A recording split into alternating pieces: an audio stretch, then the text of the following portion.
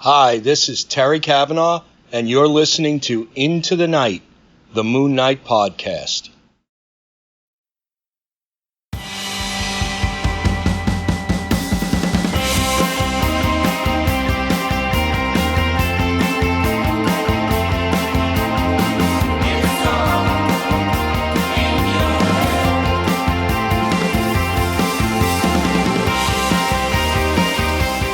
Yes, welcome back, loony listeners. You are listening to Into the Night, the Moon Knight podcast. You're with your High Priest Priest Rey. Hello.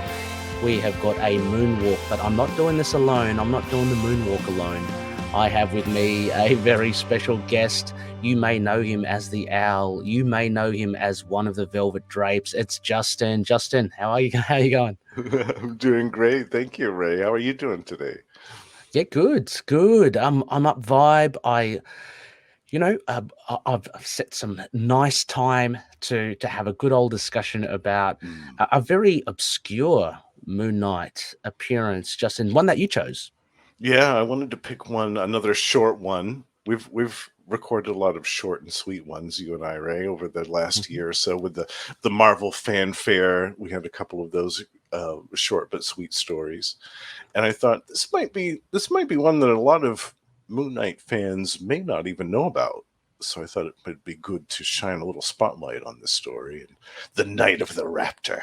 The Night of the Raptor. So, loony listeners, you may not know about this, but this is a very obscure appearance. It's from Marvel Superheroes, the Spring Special, #1 from 1990. Before any of that, of course, a huge thank you to all our patroonies. Justin, I'm looking at you. So for all your just continued support, it's fantastic. So I just can't thank you enough. Seriously, we're able to do live streams.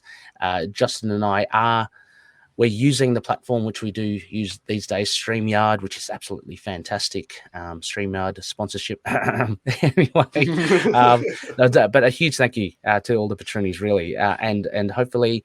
We can provide bigger and better things, one of which will be bonus episodes, which Justin and I will do. We'll speak to that a little bit later. But a huge thanks to our principal sponsors, Drew Toombs, Daniel Doing, and Frank the Think Tank, and of course, Odin Sword, the Moon Knight tier Spector at the top there. Also, CLZ Comics by Collectors and Dreamland Comics from Schaumburg, Illinois. Justin, this one, as you said, as we said, this is a nice little short tale from Moon Knight, but it's part of an anthology, a huge 80-page blockbuster. It says that on the front cover. Are you reading it? I should ask how you're reading it tonight. Yeah, I've got the floppy. I've got the floppy with me. Yeah. Excellent. And for our listeners as well, viewers, there it is. Yes. I don't even know where the camera is. There it is there. So you can see. Yours is looking like it's holding up well. How's your pages? It's not too beat up. It's a little scuffed. It's the corners are a little bent and skewed. I'm sure that there were fans that would lampoon me for this, but that's okay. The pages are a bit yellowed here as well. I think that the paper stock, compared to the Marvel fanfare, is not as robust. No, for me, the inking kind of fades a bit. Is that how you found it? Yeah, this paper is much lower grade. I wouldn't say that it's like low grade, but it's compared to the Marvel fanfares, definitely it's the colors aren't nearly as vibrant as they were in that. Yeah, but I think they wanted to cram as much as they could into one volume for 80 pages. Yeah. Oh my god, 80 pages. Yeah. And a shout out $2.95 US back in that day. Justin, that's peanuts, isn't it? That was actually pretty cheap, and I think that was the reason I bought it. It's like 80 pages. $2.95. Because I got this when it came out, of course. When I saw Moon Knight on the cover, I said, I've got to get that. And the fact that it had a couple of other characters I really liked, like Hellcat and Hercules, really sold it for me. So, but for $3, I thought, wow, that's a steal. And they did a few more of these specials, too, which I was really thrilled about. They did, and I want to call out just availability. So obviously it's available in floppy format. Justin and I are reading the stories from our own copies. I had a look. Unfortunately, digitally, it is not that when I say not that much available, I'm talking about the title, Marvel Superheroes. So I had a look on Marvel Unlimited, and only, unfortunately, as you said, Justin, there were a fair few of them. Issues 8, 10, 11, and 15 are the only ones currently available on Marvel Unlimited. So check it out on eBay. I'm sure it's not like this is a speculation issue. I don't think it's jacked up in price by any means. So it should be easily obtainable. You fantastic US loonies over there, bargain bins, I'm sure are your savior. Aussies, we don't have that, but no, eBay or maybe third party sellers will get you this. Yeah, Justin. So look, again, I have your fantastic vocals here. May I ask, just before we get into it, may I ask that you not read now, but would you be able to take on the bare bones for this? Oh, absolutely. I'd love to. Excellent. Okay. Well, loonies, we are going into, as I said, Marvel Superheroes Spring Special #1. This was released in March. Is that right? I thought it was May. Anyway. Yeah, May 1990. Ray's. I've got my M months wrong. May 1990. We'll be looking at the Moon Knight story called Old Business. Now, this was written by Robert M. Ingersoll. Justin, had you heard of? Yes. Robert Ingersoll wrote a really great series for another company. It was a more independent company, and it was called Hero Alliance. And that was in the late 80s, early 90s, and it was a very different take on superheroes. I mean, there was the Superman and Batman and Wonder Woman pastiches in this group, but it was very dark. It was very dark. It was almost, I wouldn't say it was a precursor to The Boys, because that's not an accurate comparison, but it was much darker, much different than a lot of superhero stuff back then. I really enjoyed that. Okay. And he's a fantastic writer. So when I saw that, because I had forgotten actually that he wrote this Moon Knight story, and when I was going back to reading this, I said, "Oh wow, I forgot Robert Ingersoll wrote this." So yeah, I'm a big fan of his. Okay, excellent. I'm just noting that down just in case you're wondering, just because I want to put that in the show notes. So listeners, you'll be able to, by the time we finish this and we release this episode, there'll be a link in the show notes for Hero Alliance. Was that correct? Yeah, Hero Alliance. And eventually at some point on Lost Library of Legends, we'll be covering Hero Alliance in full. So that I'm excited. Fantastic. Oh, I'm keen to hear that. Penciler Mike Gustovich, and inker Mike Gustovich as well. He does draw with gusto, doesn't he? With Gustovich. That was a terrible joke. Colorist Steve White, letterer Bill Oakley, and editor Justin, your hero and mine, I'm sure, Marc Gruenwald. Yes, the great Marc Gruenwald. Yes. Yeah. So, I mean, a fantastic lineup of creative people there. Now, listeners, of course, if you haven't listened to us, if you're a kind of a new Moon Knight fan, and it's great that you've come on board and found a podcast, what we usually do is we'll go through a bare bones or a synopsis, and then Justin and I will talk about like key moments of the story, and maybe dive deeper into some details like writing, art, themes, characterizations, and references. And we'll cap all that off with a Moon rating, generously supplied by Konishu, his rating system, which you'll just have to take our word for it when you hear it. So, Justin, would you be so kind as to give the fair listeners an overview of what we are about to cover? Sure. So, Old Business.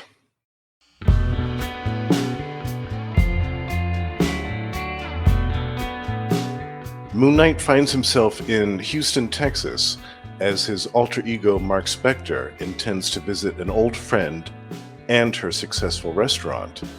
Never catching a break, Moon Knight foils some small-time street muggings before later that evening he catches up with Gena at the Warwick to chat about old times. Once again, Spector's distracted by a flying menace outside. It's the Raptor, and the villain soars ominously around the skyline. Bitter at Roxxon for stealing his tech, Paul Hazlitt steals it back and becomes the Raptor, a sophisticated armored suit that he uses to break into Paul Ralston's penthouse in order to claim his loot. Moon Knight stops him, and the two battle in the sky before Moon Knight gets the better of him. Much later, Spector and Gena continue their conversation, most of it a testimony to how Marc has helped his friends, though he feels guilty for pushing them away. A tossed coin into a fountain at Tranquility Park adds to Gena's words that what Marc does as Moon Knight and the good he does should never be doubted. For Marc, it's not total inner peace, but it'll do for now.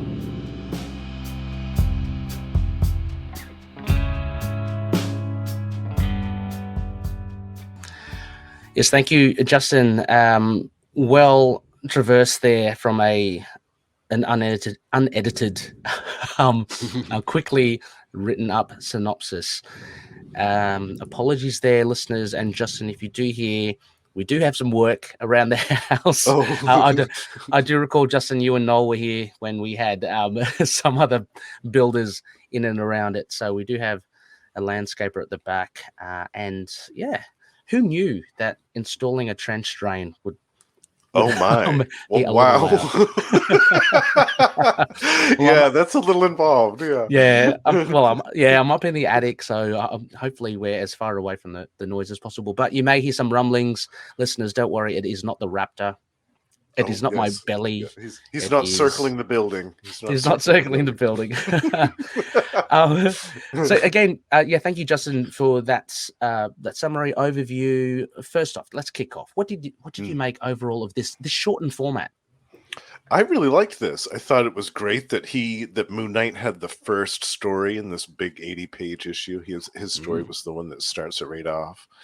And I also, too, I have to comment on the cover. I love the Jim Lee cover and that striking image of Moon Knight. Yeah. Yep. Oh my God! I think that's the only time Jim Lee's. I think you're right. I think that's the only time he's drawn Moon Knight. But it's a beautiful image, and I love that. But yeah, I really enjoyed the interaction between Marc and Gena. For me, that was the standout of the story. Yes. Was their conversations, even though they were interrupted. And I actually do like the villain, the Raptor. I thought he was a cool design. I don't know. You know me. I'm a sucker for bird villains, right? I love my bird villains. Yeah. Yeah. I thought it was really good as well. And great point. I mean, about the cover, but Moon Knight taking front and center, because what we're talking about, May 1990. You can't say he's exactly, a top tier character. I mean, you can't even say he's top tier. Well, you can now because of the TV show, but he's got the likes. I'm looking at Black Panther. He's part of this anthology. He could easily have been the main. Or Hercules. Hercules could have been the main one. Yeah, true. Yeah, but so I'm glad. I mean, it's a happy surprise that Moon Knight is out front. I didn't realize that was Jim Lee. That's crazy. But it is a beautiful cover. It's, I guess, synonymous with maybe some rooftop dwelling heroes. So Jim Lee's perched him on top of a gargoyle, which is cool. It doesn't give anything away because all these stories are quite disparate. But I think I agree with you. I think the conversation with Gena was a good one. It was an interesting one. We'll get into that. And the action I loved anyway. I mean, the Raptor, will we see him again? He was foiled. But I think, again, I mean, we'll talk about his appearance. I thought he served a well enough purpose here. But you're right. I think the majority is this interaction between Marc and Gena. Well, let's go into that. I mean, I guess key moments here. One of the first things I put in, and maybe we'll bounce off this whole thing just about Gena. I put in that I found it interesting that Ingersoll has played around with Gena here, and she's no longer got the New York diner. She's actually got this rather successful restaurant. It's a shame that hasn't been picked up and followed through with a lot of subsequent writers, but I thought that was a really great touch. Yeah, I liked that too. I thought that was a nice surprise. And it was nice to see Gena finally get something good in her life after having spent all that time in the diner, and like that one story where she was attacked by the street thugs and her arm was bitten and all that stuff. Like Yeah. she went through a lot of crap in the first series. So it was nice to see Gena get, some good luck and have some success and be comfortable and happy for a while. Yeah, I mean, and taking nothing away from obviously people that do work in diners, I'm sure they are quite successful and good, but just the impression is that it's a lot more hard work as opposed to maybe a fancy restaurant. So she's had to roll up her sleeves. She had her sons, Rick and Ray, just helping out. It seemed like busy, hustle bustle. Here she's got like they're at the Warwick, right, which is where the restaurant is. I mean, they're sitting in her restaurant, right? Because it's that's high. what I understood it. Yeah, that's how I understood. It's higher up. It's got a great view of the city. It just looks a lot more sophisticated than the diner. So I'm glad to see that Gena's doing well in this instance. And again, it's a shame that they didn't pick that up and follow it through with Gena. Maybe I would have liked to see a lot more of that. Maybe they will revisit that. Maybe that's what she's doing now. I mean, that's why we haven't seen her in a while. Exactly. I would love to see her back. I mean, she's a really good the things that they've done with Rick and Ray as well. They've actually done a lot more with her sons. Like integrating them into the Moon Knight lore than Gena. So I'd really like to see more of Gena's stuff. Off the back of this with Gena. Justin, and I'm assuming this is why you appreciated the interaction between Gena and Marc, is I think what they really get it down into, they have a full-on D&M about stuff. Yeah. They do, Yeah, so Gena's doing well, but she also says to Marc that, all the others are doing well, all from his kind of influence, I guess. I wasn't too sure, like I was a bit skeptical about Gena justifying she's talking about. She goes through them, right? So Gena has, she's got the restaurant.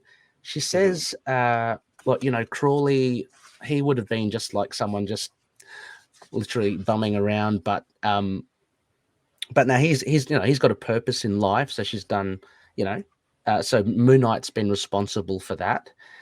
And also she makes mention of, I'm just trying to find it here, Marlene, and I just thought her justification for Marlene was a little bit off. Trying to find it because basically, sorry, listeners, Marc feels really guilty that he has been pushing away his friends. His life as Moon Knight has impacted their lives in a bad way, and Gena's basically going, "No, you're doing good, and it actually, we're coming out okay from it." So I'm just trying to find it here. I think it was when they were sitting down in the restaurant having dinner, Ray. I think that was the part you were talking about. Yeah, like she mentions. Oh, where is it? She mentions. Just trying to have a look. State. I've said. Yep. Not now. Sorry, listeners. There was about.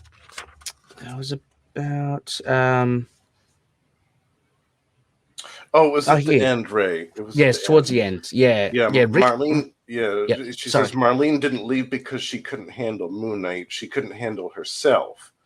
And now, from what you've told me, the two of you are trying to make it work again. Yeah, I thought that was kind of weird too. She couldn't handle herself. What is that supposed to mean? I don't know what that means, and I think that was a pretty fluffy response from Gena, but everything else I think was pretty cool. Like Rick and Ray are going to good schools, and then Crawley was just a Skid Row bum with no self-worth. You made him useful again, reminded him what self-esteem was. So I found that was thereabouts true, because we do know Crawley's history. It was in one of the issues, but the Marlene example was, it's like, Gena, probably don't use that. That was weird. I thought that was weird too. She couldn't handle herself. I thought that was strange. It's kind of putting the blame on Marlene. But again, this is Gena. She's trying to comfort her friend Marc as well. So maybe she's just kind of spinning some words here to help him feel better. I think you're right about that. But the gist of it, I think, was really cool. And that was the important bit, because what I've got in one of my notes here as well, characterizations, it's very consistent with Marc Spector. He's so and it comes out every now and again, not only this regret or guilt that he has for having a merc life, but how he impacts his friends. And that's a big part of Houston's run. And it also, well, to a lesser extent, as I mentioned in the trial of Marc Spector, in Marc Spector Moon Knight, he has this guilt as well. So it comes, it resurfaces every now and again. So I think that's one of the main embodiments, I think, of Marc Spector. That and how, I mean, Houston really took him to the bottom, literally, but how he pushes his friends away and they try to help. But yeah, I don't know. What did you think of that, Justin? I liked that how he was talking about that with Gena in the restaurant, how he's pushing all of his friends away. That is a recurring theme from Marc's life. I mean, going back to even when he was a kid and pushed his parents away, and when he punched his dad in the boxing ring and all that stuff, like that's been a recurring theme for Marc Spector's life, really his whole life.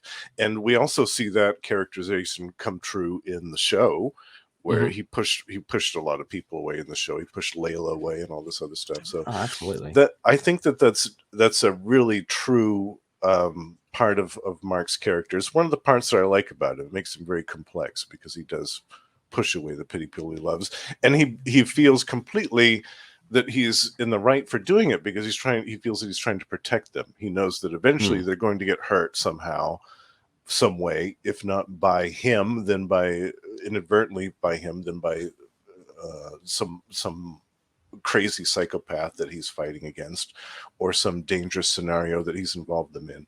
So yeah, he feels that he's protecting people by pushing them away, when in fact he's isolating himself and making himself more unhealthy in the process of doing that. So yeah, it's interesting. I liked that dynamic between them, the two of them in the restaurant, talking about that, because here they are, they're in this swanky restaurant, they're this plush setting and all this beautiful music, I'm sure, playing in the background, and they're having this really deep, serious conversation. This costumed crime fighter and his old friend. I love it. I thought it was really well done.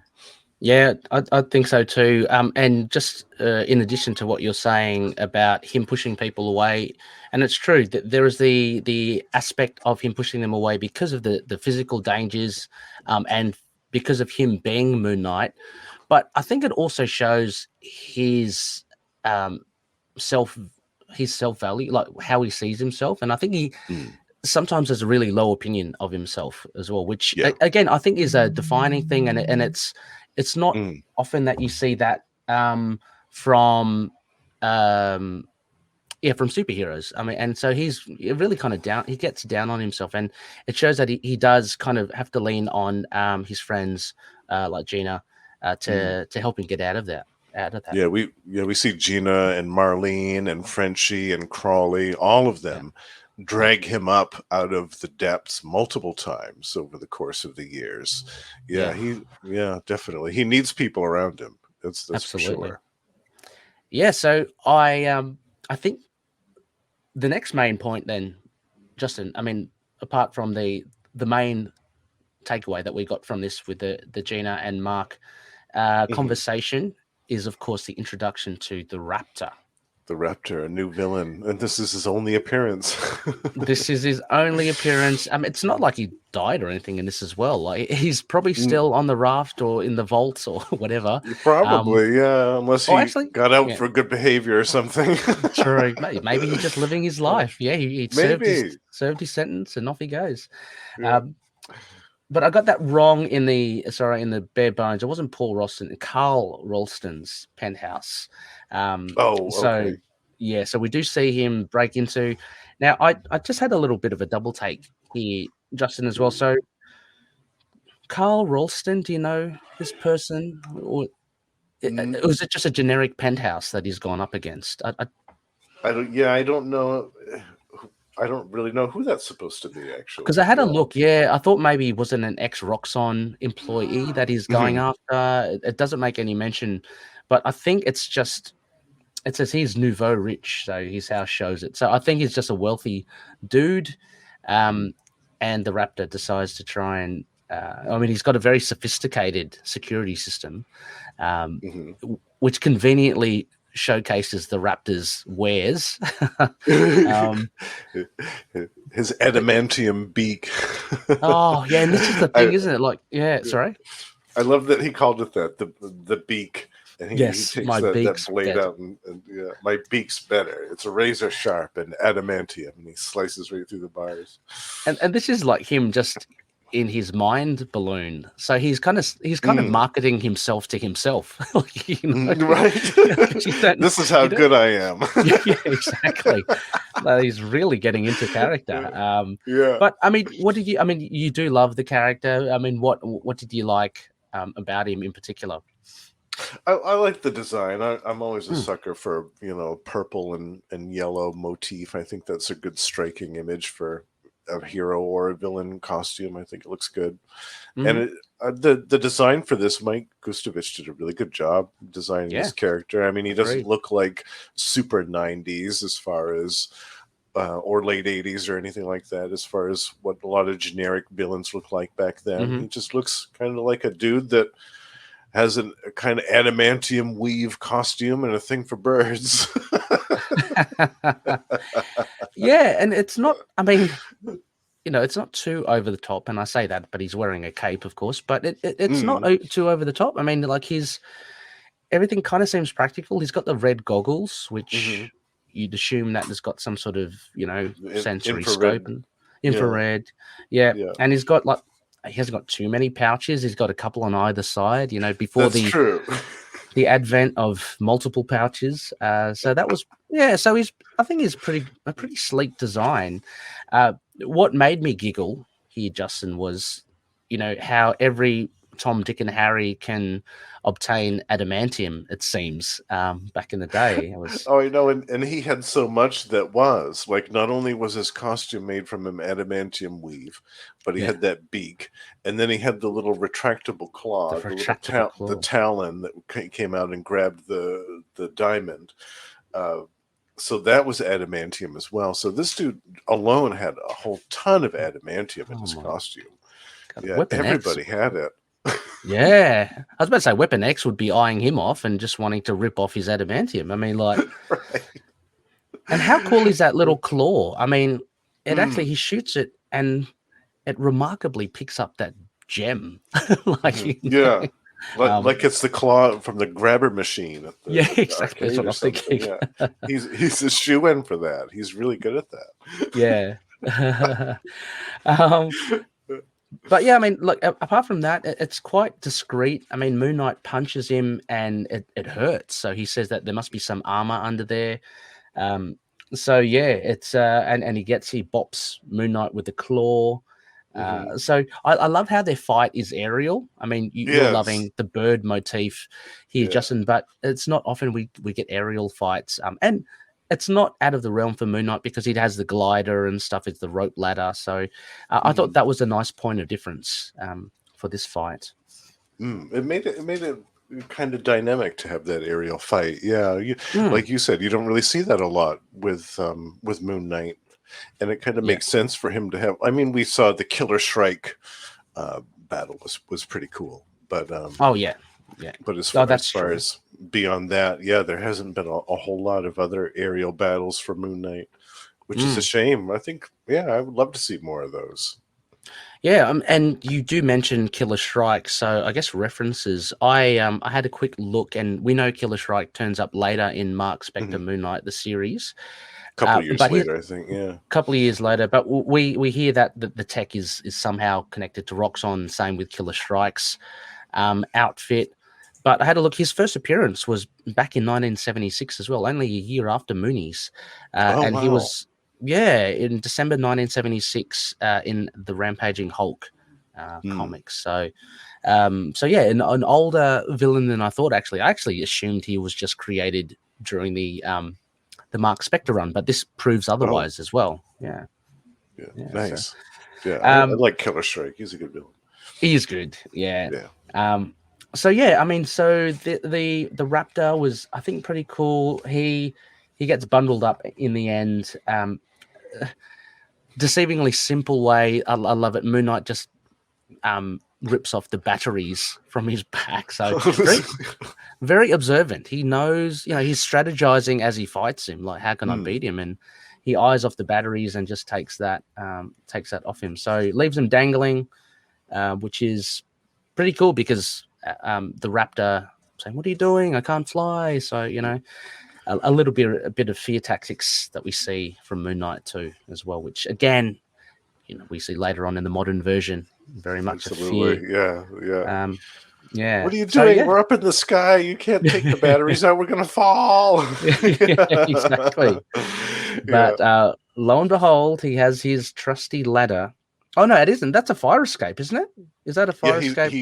He ties a line onto one of his crescent darts and swings it at the fire escape. Yeah, right. See, I just assumed, like, when I read this first, I just assumed that was his rope ladder from his mooncopter, but no. He's just using the environment around him. Yeah. And you don't really see him use lash anything to his crescent darts either, using those as a whip line. It's cool. Yeah, I mean, with the later iterations, we know that he's on his truncheon. He's got like a grappling hook and all that, so he doesn't need it. But yeah, this is old school. This is 1990 Moon Knight here. That's right. So overall, I thought the art was good. I really did like Gustovich's artwork. There were a few faces that looked a bit odd to me, but Moon Knight himself and the Raptor looked really good. But yeah, there was. Yeah, there are a couple of shots here of, say, like Gena, and definitely Marc when there's a nice little sequence. Which one you mean? Yeah.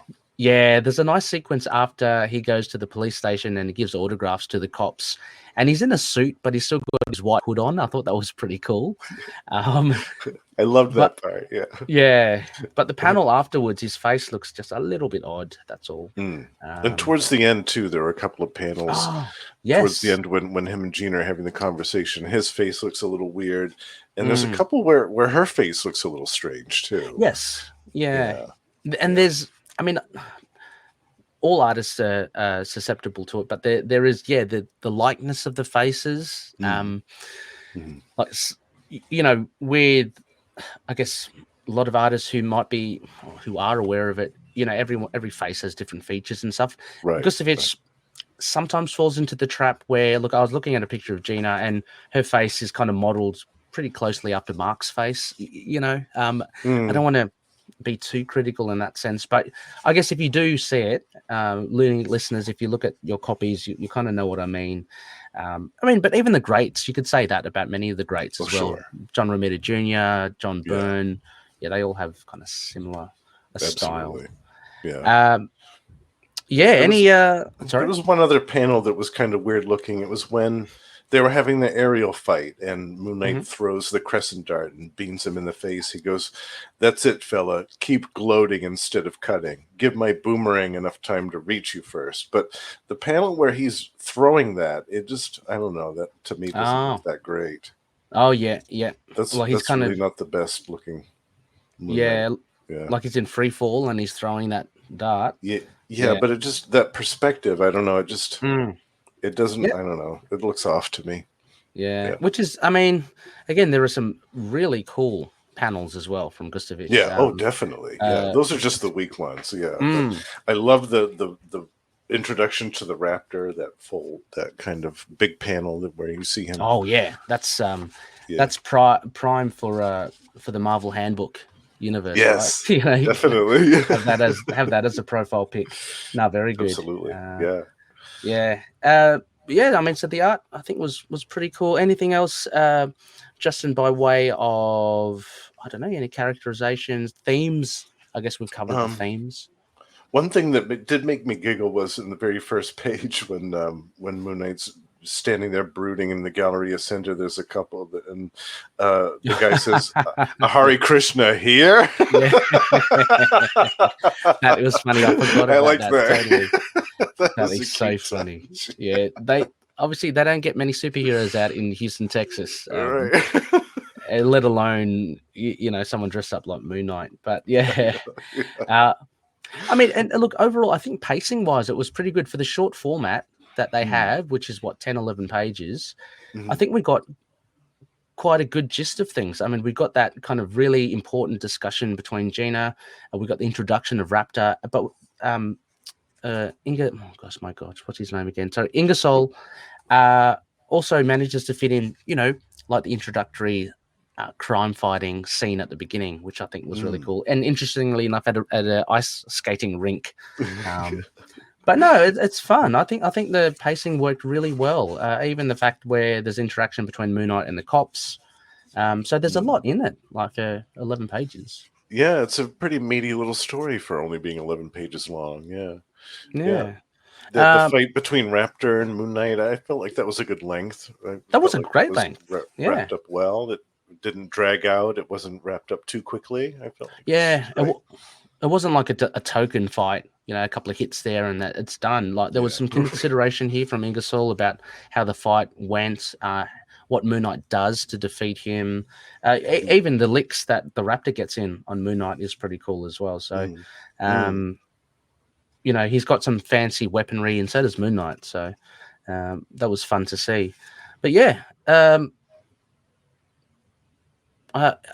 there any other notes here, Justin? No, that was really all the stuff that I remembered. Yeah, that I wanted to remember to mention the Hare Krishna thing because that made me laugh so much. I had actually forgotten about that. Yeah, that's a classic. Yeah. That's a classic. Well, yeah. I mean, if that is the case, I mean, and again, sorry, we did speak about it, but I just wanted to read at as well, just at Tranquility Park at the end, just the the affirmation again that Gena is supporting Marc. Don't doubt yourself or the good that you do. And then Marc he flips a coin into the lake, like the fountain or the water feature. Maybe you've got a point, Gena. Here's a wish for all of us. So he takes on board. I guess he takes on board Gena's advice. Not totally convinced, but again, I like the way that it kind of ends. Very, very good.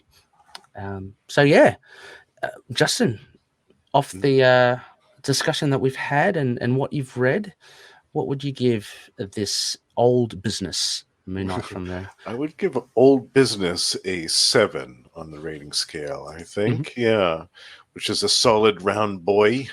Solid round boy. Boy. Yeah, lucky 7. I really like this. The introduction of the Raptor was great. The conversation between Gena and Marc was gold, and I really like the characterizations here, the references to the past stuff. You can tell Robert Ingersoll did his homework and read about a lot of the prior stuff that had happened before the story, and I really respect that, of course, when a writer does that.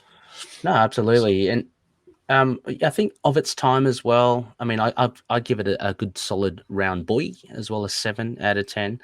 Yes. And just looking at it from the point of view of when it was written and how it fit in context with when it was written, because, if you compare it with, say, more modern writings or, the score would differentiate. But 7 out of 10 is I think is a pretty solid tale for considering it's on the short format, and it's not just all out action. There's always a little something to it, and I think the beauty of these small stories, and listeners, Justin and I, we will provide a Patreon exclusive bonus episode of some of the other stories, but I think we do get that with the other stories as well, Justin, where it's not merely just a fun free-for-all fight. There's always a little bit something behind it, and I really appreciate it. And I think what Ingersoll has done by using Gena here is quite successful and interesting, because she's sometimes overlooked as one of the support cast. Absolutely. Yeah, you're right. All of these stories in this special do have a certain weight to them. They have a certain resonance to them. There's a certain depth to the stories, which is nice because they're all very short, and it would be easy for them to just be little fluff pieces, but they're not. There's actually some substance to all of them, which is nice. Yeah. And they've aged really well. I think for being a 30-year-old comic book, I think this has aged very well. Yeah. Yeah, I'd definitely say, as well. And we do get, I'm loving, as much as we were kind of like picking at Gustovich's art. I just love this kind of old school kind of art as well. Me too. So, I kind of miss that style now. I wish there was a little bit more of that now. Honestly, yeah, that old school style. Yeah, absolutely. Yeah. Well, so listeners, if you do have or you don't have a copy, please we recommend 7 out of 10. Be worth picking up for the Moon Knight stories. But you get like 6, 7 other stories in this 80-page extravaganza. So think about for picking one up for not too high a price. As I mentioned as well, Spectacle. Justin and I, we will be diving into the backup stories. So not Moon Knight related, but as with our other conversations, Justin, I think it's a perfect opportunity to provide some bonus episodes for Patreon members. So we'll be looking at stuff like Hercules, Hellcat. On here, there's also Black Panther, Magic, Brother Voodoo, and Speedball. All fantastic stories in their own right. And Justin and I will get right into that. Justin, a huge thank you for coming onto the show. Oh, yeah, thank you for having me back again. Yeah, it was really fun.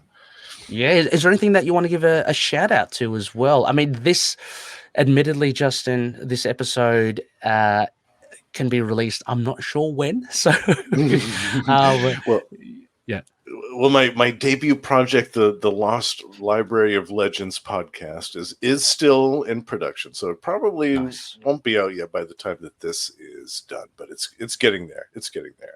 But by the time this episode is out, I know that we will have more episodes of both Tomes of Evil, the comic book supervillain podcast, as well as Gamma Charge, the strongest podcast there is, all about the Incredible Hulk and everything Hulk related, including She-Hulk and all that good stuff.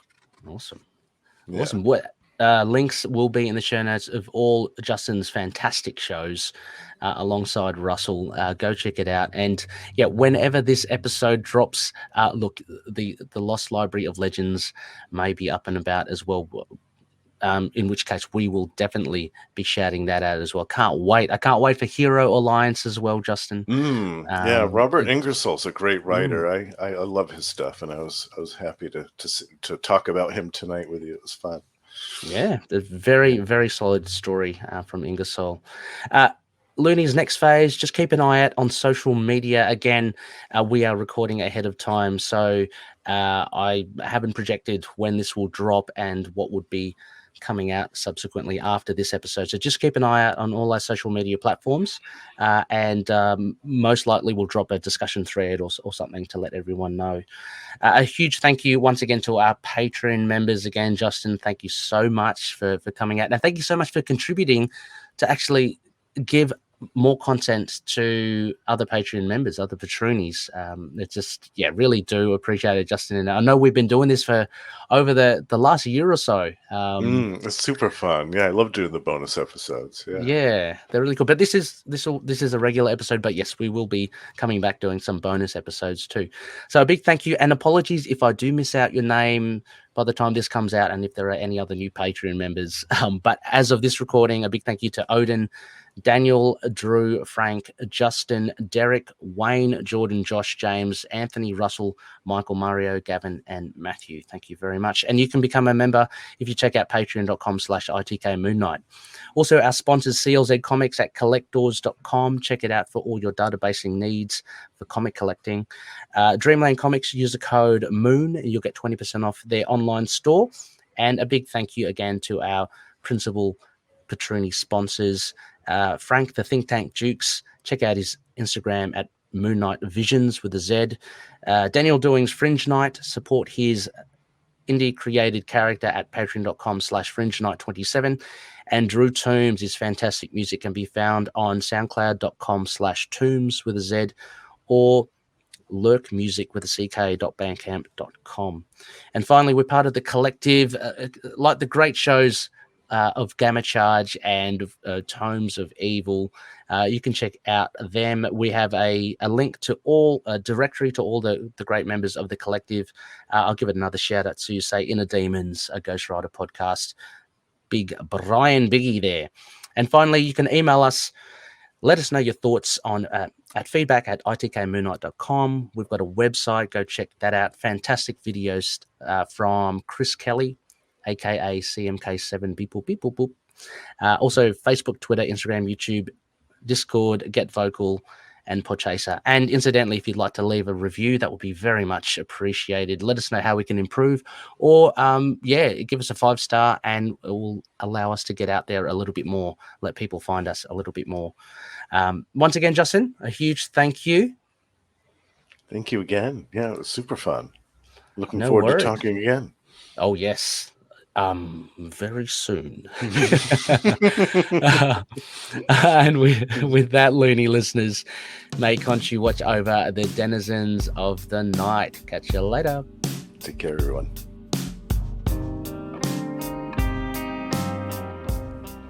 Moon Knight and affiliated characters, stories and events are properties of Marvel Characters Incorporated.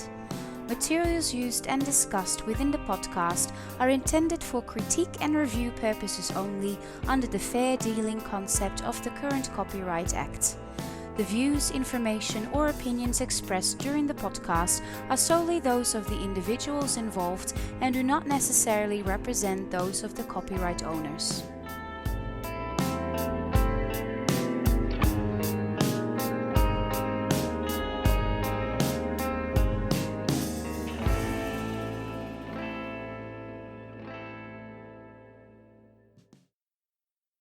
The creators of Tomes of Evil are about to unleash something new.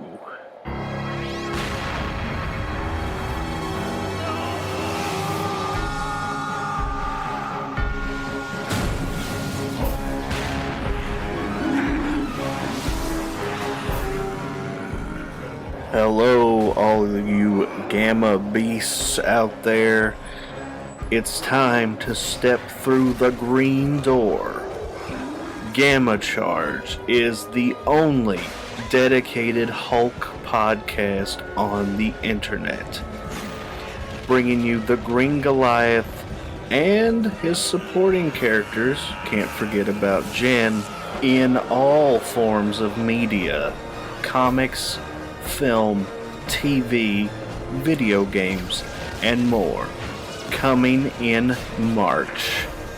And please, don't make us angry. You won't like us when we're angry.